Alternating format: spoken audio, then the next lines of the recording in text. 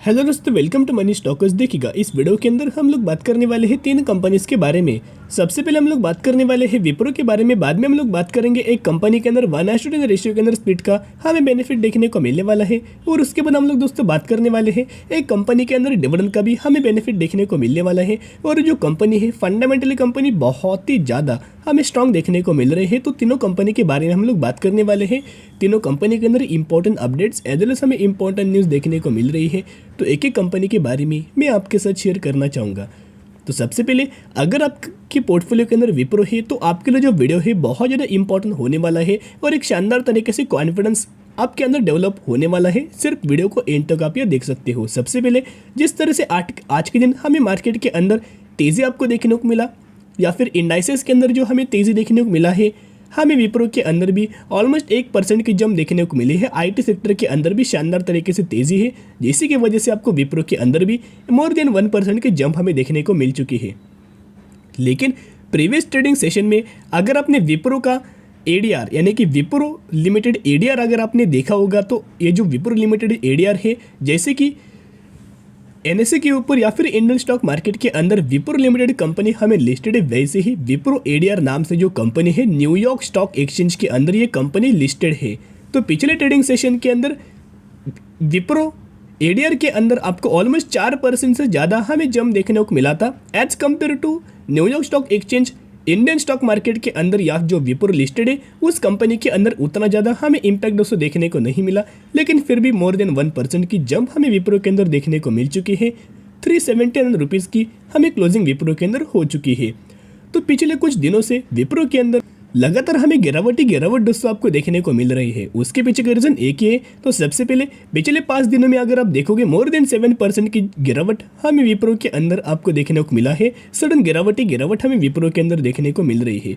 तो उसके पीछे का रीजन्स अगर आप देखोगे तो क्वार्टर टू का रिजल्ट्स, तो बेसिकली जिस तरह से कंपनी ने क्वार्टर टू का रिजल्ट परफॉर्म किया था, इनके नेट प्रॉफिट के अंदर ह्यूज अमाउंट ऑफ करेक्शन हमें देखने को मिला। एक तो प्रॉफिट के अंदर गिरावट हुआ और मार्केट ने इसे और भी ज़्यादा नेगेटिविटी के अंदर रिएक्ट किया। ऊपर से जिस तरह से मार्केट ने नेगेटिविटी के अंदर रिएक्ट किया, विप्रो के अंदर गिरावट हुआ और गिरावट होने के बाद जो रिटेल इन्वेस्टर की जो सेलिंग हमें देखने को मिली, उस सेलिंग प्रेशर के कारण भी हमें विप्रो के अंदर ऑलमोस्ट 2 गुना हमें गिरावट देखने को मिला। तो विप्रो जो गिरावट के अंदर अवेलेबल है वो रिटेल इन्वेस्टर के चलते, सेलिंग के चलते हुए और मार्केट के नेगेटिविटी रिएक्शन के ऊपर हमें दोनों के न्यूज़ के मुताबिक, न्यूज़ के कारण ही विप्रो के अंदर हमें गिरावट देखने को मिल चुकी है। पिछले 1 साल में अगर आप देखोगे 46 to 47% की गिरावट हमें विप्रो के अंदर देखने को मिली है। मैं एक ही पॉइंट शेयर करना चाहूँगा, बहुत ज़्यादा लोग बोलेंगे विप्रो एक बुरी कंपनी है, मोर देन उससे भी ज़्यादा लोग बोलेंगे विप्रो बहुत अच्छी कंपनी है। जो 2020 के बाद स्टॉक मार्केट में आई है, जो बिगिनर्स है वो बोलेंगे विप्रो एक बहुत ज़्यादा बुरी कंपनी है। जो 2015 से, 2014 से, 2016 से जो विप्रो के अंदर होल्ड करें, उनको पता है विप्रो कैसी कंपनी है। जो स्मार्ट इन्वेस्टर होते उनको पता है जब भी अच्छी कंपनी के अंदर जो फंडामेंटल कंपनी स्ट्रांग होते उसके अंदर अगर आपको करेक्शन देखने को मिले, तो जो स्मार्ट इन्वेस्टर होते हैं वो इस कंपनी के अंदर बाय एंड स्ट्रेटजी अप्लाई करते हैं। जितना हो सके उतना इन कंपनीज के अंदर बाय एंड स्ट्रेटजी करते हैं, यानी कि जितना कंपनी गिरे उतना कंपनी के अंदर बाय लगातार करते हैं, खरीदारी करते रहते हैं। उनको पता है कि करंटली शॉर्ट टर्म बेसिस के ऊपर गिरावट है, लेकिन जितना लंबा मैं होल्ड करूंगा उतने गजब का मुझे आने वाले फ्यूचर में विप्रो के अंदर रिटर्न मिल जाएगा। ये कंपनी के पिछले 10 सालों की, 15 सालों की, 20 सालों की परफॉर्मेंस वो लोग जानते हैं। कोई 1 से 2 क्वार्टर से कोई कंपनी दोस्तों बर्बाद नहीं होती है। वही कंपनी जिस कंपनी ने 10,000 के बना चुकी है 1,000 करोड़। ओके, तो ये पॉइंट नोट करना, इस कंपनी ने लोगों को पैसा बना के भी दिया है। बोनस के चलते कंपनी फेमस तो है ही, लेकिन एक्सटर्नल बेनिफिट भी कंपनी के अंदर देखने को मिल जाता है, डिविडेंड रिगार्डिंग या फिर बायबैक रिगार्डिंग। अब हम आ चुके एक अपडेट्स के ऊपर, डेट एंड टाइम कंफर्म करना। आज के दिन हमें न्यूज़ देखने को मिला है Wipro banks 5 years deal from ऑटोकोम्पू। बेसिकली ये जो कंपनी है इसकी और विप्रो की दोनों कंपनी के एक दूसरे के साथ हमें पार्टनरशिप देखने को मिला है। जब भी दोनों कंपनी के एक दूसरे के साथ पार्टनरशिप आपको देखने को मिले, दोनों कंपनी के अंदर विन विन सिचुएशन के हिसाब से आने वाले फ्यूचर में जंप आपको देखने को मिल जाते, दोनों कंपनी को विन विन सिचुएशन के हिसाब से बेनिफिट हमें देखने को मिल जाता है। बेसिकली विप्रो की और जिस कंपनी की हमें पार्टनरशिप देखने को मिली है, ऑटोकोम्पू ये जो कंपनी है, it is a leading multinational stainless steel manufacturing announced a strategic deal to accelerate Outokumpu cloud transformation for application. This is yet another win for Wipro in Finland, resulting from Wipro renewed focus and investment across the North Nordic and in Finland. तो basically दोनों company की एक शानदार तरीके से partnership हुई है 5 सालों के लिए। तो इस न्यूज़ के कारण कोई ऐसे बहुत बड़ा धमाका तो नहीं होने वाला कि कंपनी के अंदर बहुत ज़्यादा तेज़ी होने वाली नहीं, लेकिन जो कंपनी के अंदर गिरावट आपको इनके क्वार्टर 2 के रिजल्ट्स के अंदर देखने को मिला है, तो अगर आप देखोगे तो बेसिकली जो भी कंपनी पार्टनरशिप करती है, जो भी कंपनी को ऑर्डर मिलते जाते हैं, जो भी कंपनी के अंदर एक शानदार तरीके से आपको न्यूज़ देखने को मिल जाते हैं जो इनके बिजनेस रिगार्डिंग, इंप्रूवमेंट्स रिगार्डिंग, तो उन्हीं का बेनिफिट कंपनी के रिजल्ट्स के ऊपर देखने को मिला है। कोई ज़्यादा हमें बेनिफिट नहीं मिला, एक स्लाइटली बेनिफिट मिला है, लेकिन दोस्तों सिर्फ और सिर्फ रिजल्ट्स के ऊपर अगर आप कंपनी को देखोगे तो कंपनी के अंदर करेक्शन, लेकिन एक्सटर्नल बेनिफिट्स अगर आप देखोगे, एक्सटर्नल पैरामीटर्स के ऊपर अगर आप देखोगे तो उतनी हमें गिरावट दोस्तों इन्फोसिस के अंदर देखने को नहीं मिली। इसके पीछे का एक ही रीज़न है, कंपनी के अंदर पार्टनरशिप होती है, कंपनी के अंदर एक्विजिशन होता है और एज वेल एज कंपनी के अंदर पार्टनरशिप भी हो जाती है। तो ये 3 से 4 पैरामीटर्स सबसे ज़्यादा इंपॉर्टेंट देखने को मिल रही है। अभी हम लोग बात करेंगे कुछ ब्रोकर के चलते एक टारगेट देखने को मिला है। आईसीआईसीआई डायरेक्ट की अगर बात की जाए तो इनको टारगेट 420 रुपये दिया है। होल्ड विप्रो टारगेट प्राइस 420 रुपये, तो ये आईसीआईसीआई डायरेक्ट का हमें टारगेट मिला है।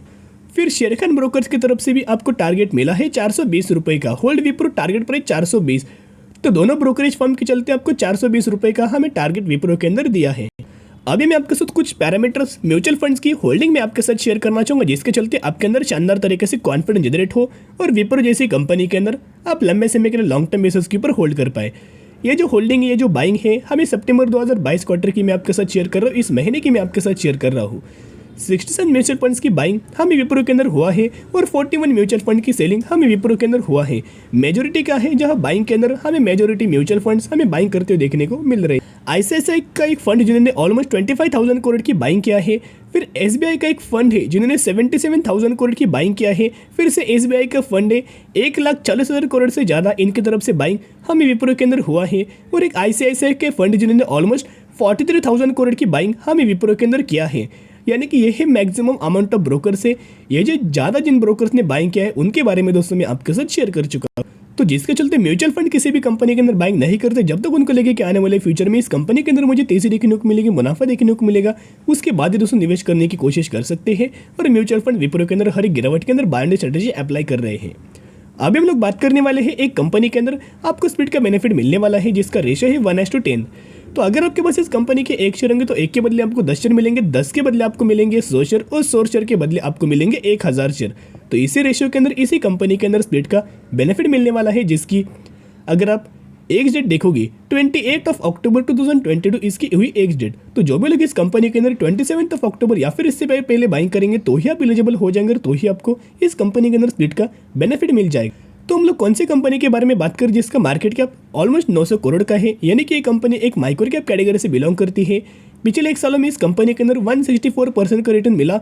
एक ग्रोथ आपका अगर आप देखो कंप्लीटली कंपनी के अंदर एक कंसिस्टेंटली ग्रोथ सीधे अप ट्रेंडिंग पैरामीटर के अंदर चार्ट हमें मूव हो रहा है। 550 रुपये के आसपास हमें कंपनी का प्राइसिंग है। और हम लोग बात करें सनमित इंफ्रा लिमिटेड के बारे में, तो सनमित इंफ्रा की अगर बात की जाए तो मैक्सिमम के अंदर इस कंपनी ने 4150% का शेयर होल्डर्स को मुनाफा दे चुके। 2018 में ही कंपनी स्टॉक मार्केट के अंदर लिस्टेड है।